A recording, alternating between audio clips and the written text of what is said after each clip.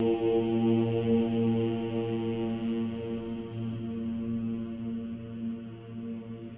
नमः शिवाय। भारत माता शिव शक्ति अवतार। आज है 28/11/2024। रिवाइज डेट है 17/6/1966। प्यारे बच्चे, मनुष्य इतना तो समझते हैं कि देवताएं होकर गए हैं, परंतु यह नहीं समझते हम ही वो पूज्य थे, अब पुजारी बने हैं। तुम जानते हो हम ही डबल सिरताज थे, अब फिर से इस पढ़ाई से डबल सिरताज बनते हैं। गीत है, किसी ने अपना बना के मुझको मुस्कुराना सिखा दिया।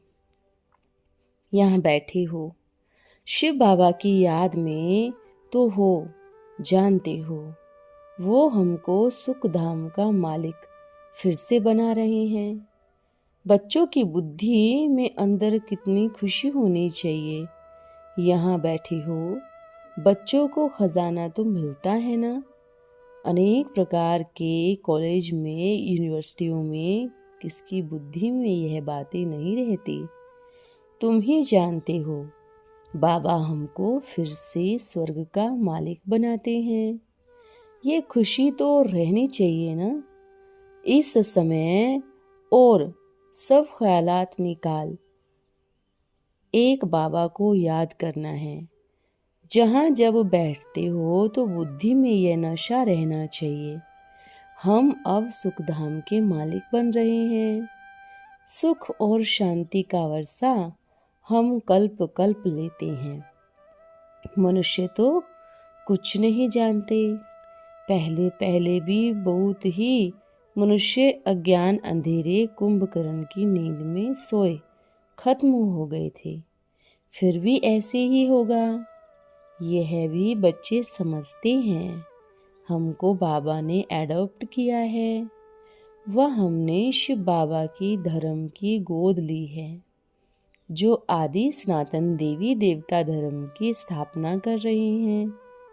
अब हम ब्राह्मण हैं, हम सच्चा सच्चा गीता पाठ सुन रहे हैं। हम बाबा से फिर से राजयोग और ज्ञान बल से वर्षा ले रहे हैं। ऐसे ऐसे ख्यालात अंदर में आना चाहिए। बाबा भी आकर खुशी की बात बताते हैं। बाबा जानते हैं बच्चे काम चिता पर बैठ काले भस्मीभूत हो गए हैं, इसलिए अमर लोक से मृत्यु लोक में आ गए हैं। तुम फिर कहती हो अब हम मृत्यु लोक से अमर लोक में जाते हैं। बाबा कहते हैं मैं मृत्यु लोक में आया हूँ, जहाँ सबकी मृत्यु हो गई, उनको फिर से अमर लोक में ले जाता हूँ। शास्त्रों में तो क्या क्या लिख दिया है। वो सर्वशक्तिवान है, जो चाहे सो कर सकते हैं। परंतु बच्चे जानते हैं उनको बुलाया ही जाता है, हे पतित पावन बाबा आओ, दुख हरो सुख दो। इसमें जादू की व तुलसम की कोई बात ही नहीं। बाबा आते हैं बच्चों को कांटों से फूल बनाने। तुम जानते हो हम ही सुखधाम में देवताएं थे, सतो प्रधान थे। हरेक को सतो प्रधान से फिर तमो प्रधान में आना ही है। बच्चों को यहाँ बैठने समय तो और ही मजा आना चाहिए। बाबा को सारी दुनिया याद करती है। हे लिबरेटर, हे गाइड, हे पतित पावन आओ। बुलाते तब हैं जबकि रावण राज्य में है। सतयुग में थोड़े ही बुलाएंगे। यह बातें बड़ी सहज समझ की है, परंतु माया ऐसी है, एकदम भ्रष्ट बुद्धि बना देती है। गवर्नमेंट खुद कहती है भ्रष्टाचारी राज्य है, परंतु अपने को कोई भ्रष्टाचारी समझते नहीं है। देवताओं के आगे गाते भी हैं, आप सर्वगुण संपन्न हम नीच पापी, तुम्हारे आगे व साधुओं के आगे ऐसे नहीं कहेंगे। देवताओं के आगे कहते हैं, मैं निर्गुण हारे में कोई गुण नहीं। शिव के आगे भी यह महिमा नहीं करते। अक्सर करके लक्ष्मी नारायण के आगे जास्ती कहते हैं। अब तुम समझते हो इन लक्ष्मी नारायण को ऐसा किसने बनाया। तुम उनके जन्मों की कहानी बताते हो। पहले जन्म में 84 का चक्र यही खाएंगे। यह बातें तुम्हारे सिवाय और कोई की बुद्धि में नहीं आएगी। बिल्कुल पत्थर बुद्धि हैं। तुम सतयुग से लेकर सबकी हिस्ट्री को जानते हो। सतयुग से लेकर कौन कौन कितने जन्म लेते हैं, क्या क्या बनते हैं, यह किसने सुनाया। कहेंगे भगवान ने।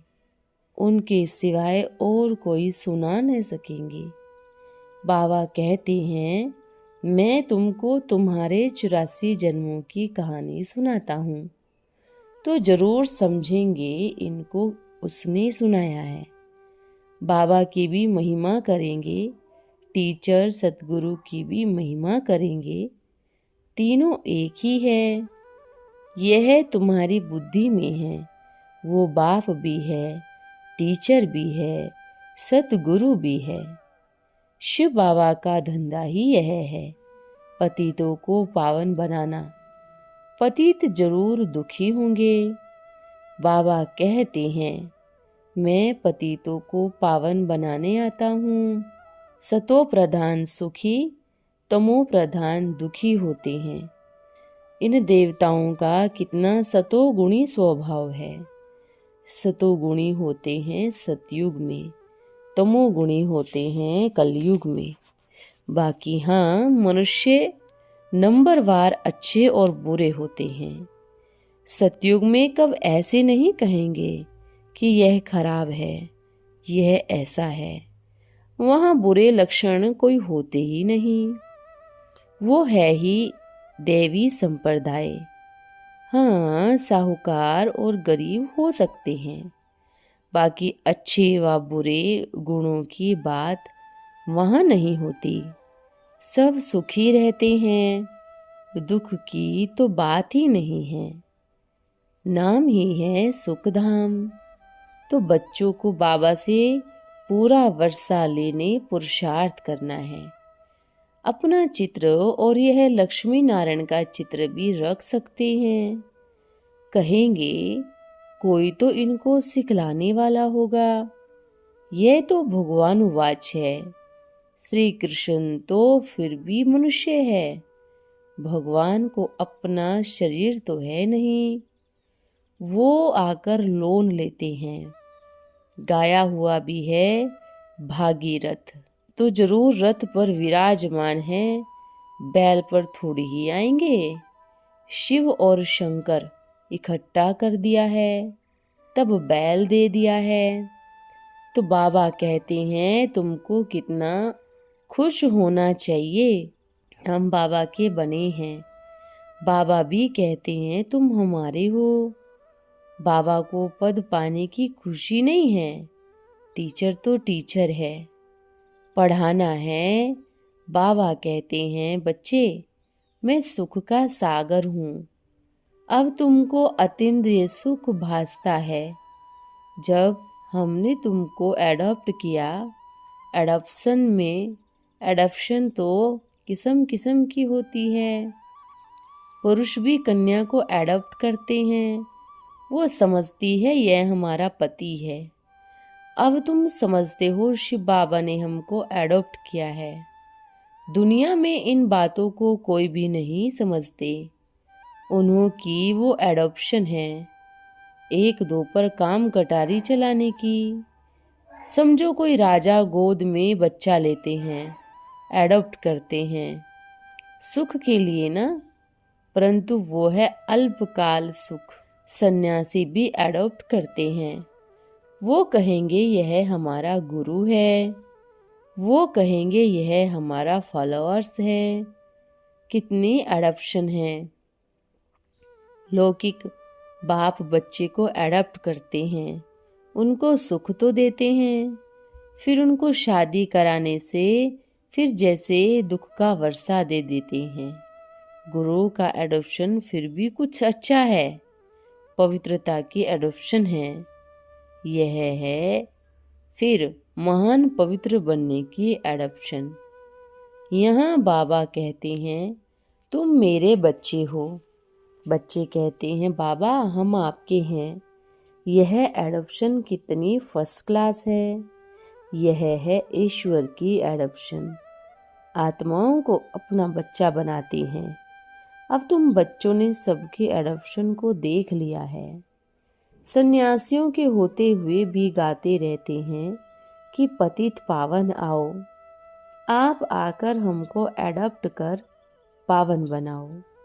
सब ब्रदर्स तो हैं, परंतु जबकि आकर अपना बनावे ना, कहते हैं बाबा हम दुखी हो पड़े हैं। रावण राज्य का भी अर्थ नहीं समझते, एफिजी बनाकर जलाते रहते हैं। ऐसा कोई किसको दुख देते हैं तो समझते हैं इस पर केस चलाना चाहिए, परंतु यह किसको पता नहीं कि रावण सबसे बड़ा दुश्मन है। उनकी एफिजी वर्ष वर्ष जलाते हैं, परंतु पत्थर बुद्धू कितनी मूर्ख हैं जो उनको यह पता नहीं कि रावण क्या चीज है। अर्थ ही नहीं समझते यह कब से दुश्मन बना। यह है कौन? आखिर भी दुश्मन मरेगा या नहीं, इस दुश्मन का तुमको ही मालूम है। उनको विजय पाने लिए तुमको एडॉप्ट किया है। यह भी तुम बच्चे जानते हो विनाश होना है, जबकि एटॉमिक बॉम्ब्स भी बने हैं। इस ज्ञान यज्ञ से ही यह विनाश ज्वाला निकलती है। अब तुम जानते हो हम रावण पर विजय पाकर फिर नई सृष्टि में राज्य करेंगे। बाकी तो यह सब गुड़ियों का खेल है। रावण की गुड्डी तो बहुत खर्चा करती है, मनुष्य बहुत फालतू पैसे गवाते हैं। अब तुम बच्चे समझते हो कितना रात दिन का फर्क है। वो भटकते धक्के खाते रहते हैं। अब श्रीमत पर श्रेष्ठाचारी सतयुगी स्वराज्य पा रहे हैं। श्रेष्ठ ते श्रेष्ठ सतयुग स्थापन करने वाला शिव बाबा हमको श्रेष्ठ देवता विश्व का मालिक बनाते हैं। श्री श्री शिव बाबा हमको श्री बनाए हैं। श्री श्री सिर्फ उस एक को ही कहा जाता है, क्योंकि वो तो पुनर्जन्म में आते नहीं। आजकल तो देखो सन्यासी आदि सबने अपने ऊपर नाम रख दिया है, श्री श्री फलाना। कितना फर्क हो गया है। डबल टोपी अपने सिर पर रख दी है। वास्तव में श्री विकारी राजाओं को भी नहीं कह सकते। इतना समझते कि यह देवताएं होकर गए। यह नहीं समझते कि हम ही वो पूज्य थे, अब पुजारी बने हैं। कितनी गुह्य बातें हैं। अब तुम्हारी कितनी विशाल बुद्धि होनी चाहिए। तुम जानते हो हम इस पढ़ाई से डबल सिरताज बनते हैं। हम ही डबल सिरताज थे, अब तो सिंगल ताज भी नहीं है। पतित है ना, यहाँ लाइट का ताज किसको लगा नहीं सकते, सन्यासियों को भी नहीं, क्योंकि भ्रष्टाचार से पैदा होते हैं। इन चित्रों में यहाँ तुम तपस्या में बैठे हो, वहाँ लाइट का ताज नहीं देना। तुमको डबल सिरताज भविष्य में बनना है। तुम बच्चे अब जानते हो, खुशी में रहते हो। हम बाबा से डबल सिरताज महाराजा महारानी बनने के लिए आए हैं। ये खुशी होनी चाहिए।